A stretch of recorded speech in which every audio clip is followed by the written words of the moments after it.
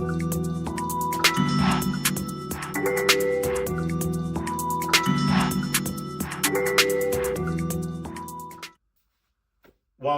it's the Q&F podcast, episode 3. What we're going to talk about today, guys, I'm really interested to find out. Do you know what? Before we get started, right, I want to say this is the first time we filmed. It's episode 3. This is the first episode we filmed where our accounts are actually up and running. Like, we actually do YouTube channels live. We're on YouTube. There's videos on there. We've got some reels out there. So if you don't do anything else, show your boys a little support.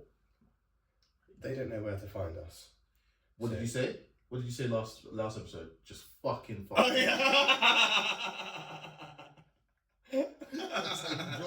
Just fucking find us. That's jokes, bro. Run it again. Yeah. 3, 2, 1. Just fucking find us. But real talk, TikTok, Instagram, YouTube, and Spotify. Okay? Alright, let's do it, mate.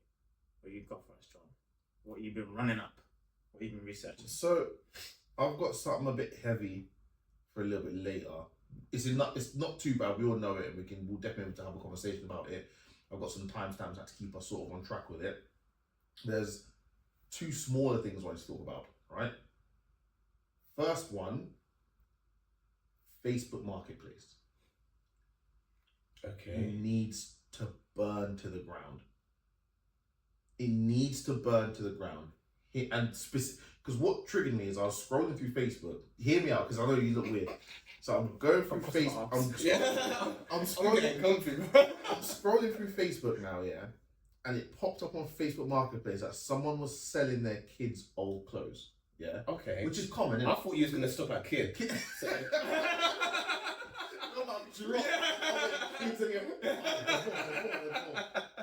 The problem is they're like, oh, there's like a whole bunch of kids' clothes for $5. Yeah. Right? Okay. Sick deal. Must collect. I see. I am not driving 40 minutes to your house to run you a $5 with a kid's clothes to drive 40 minutes back home. That's okay. nuts. That's long. That notion of it needs to go. Yeah.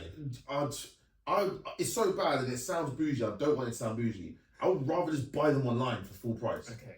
And stay in the comfort of my home. I don't think it sounds bougie because you're not really paying £5. You're paying the fuel and you're paying 40 minutes of your time. Also, the notion of Facebook Marketplace is wild.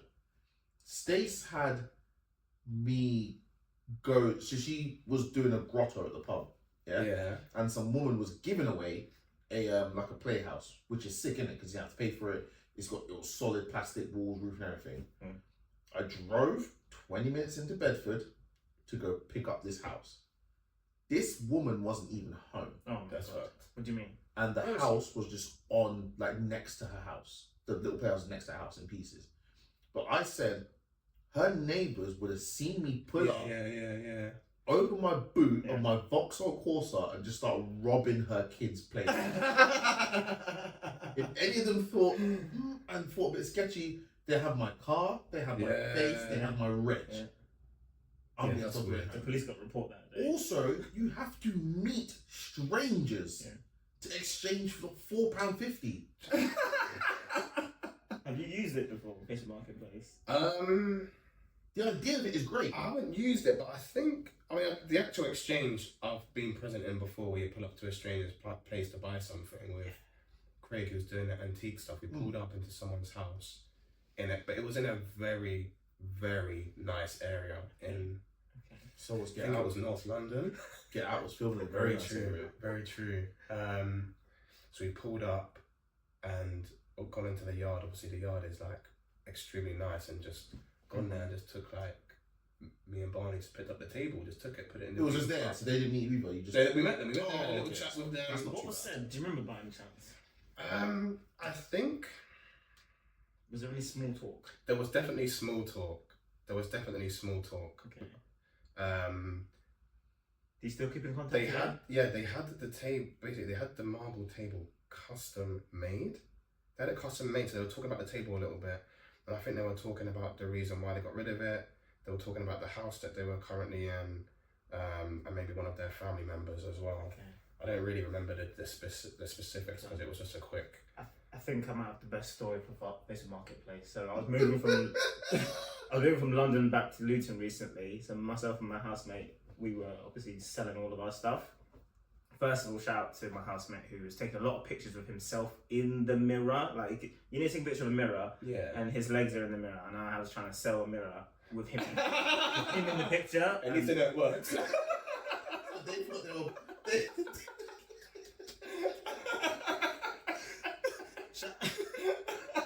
Does that mean some people thought they were buying an Indian as opposed to? Yeah. Can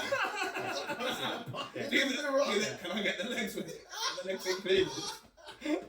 But that's not the main part of the story. The main part of the story was there was this a gentleman from the African continent. He came to pick up, I think it was a lamp, very tall lamp, and our apartment was really up a typical flight of stairs, like a really angle like that. So first of all, I had to kind of help him up the stairs. Help him up the stairs because his ankle was broke. So he was kind of going up slowly, and I was helping him up the stairs. So I'm doing a good citizen. I'm trying to sell something, right? How are you assisting this man? Holding his hand because holding his hand as he's coming up and holding the other side. That's you just met this man for the first time and you're holding hands walking up the stairs. Fast forward into the exchange. He's also checking out what else is in the property we might want to sell. So he's just arbitrarily saying, "Are you selling that? Are you selling that? How much is this?" And we're obviously kind of like giving him different answers. We offered him a cup of tea, as you do. How much?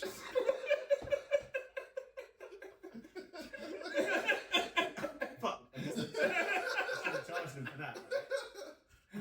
So he sat in the house for probably about 10 minutes talking to us about different stuff we're selling, and that's a total stranger. Yeah. I could message him now on Facebook and probably check in with him, to be honest. That's How's the ankle? That's wild. Might have to do that. So I get what you mean, bro. It's just.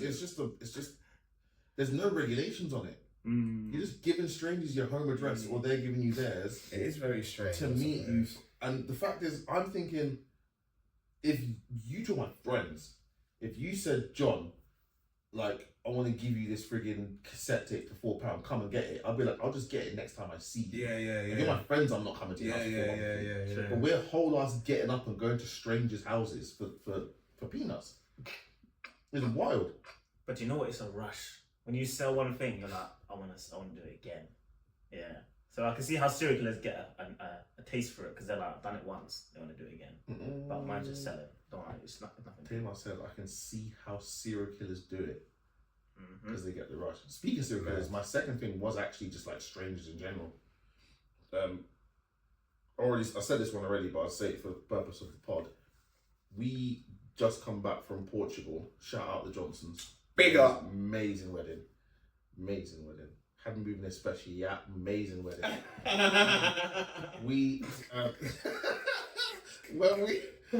So I didn't know. So my snoring's gotten real bad over last year. Okay. So I never used to snore like that. Okay.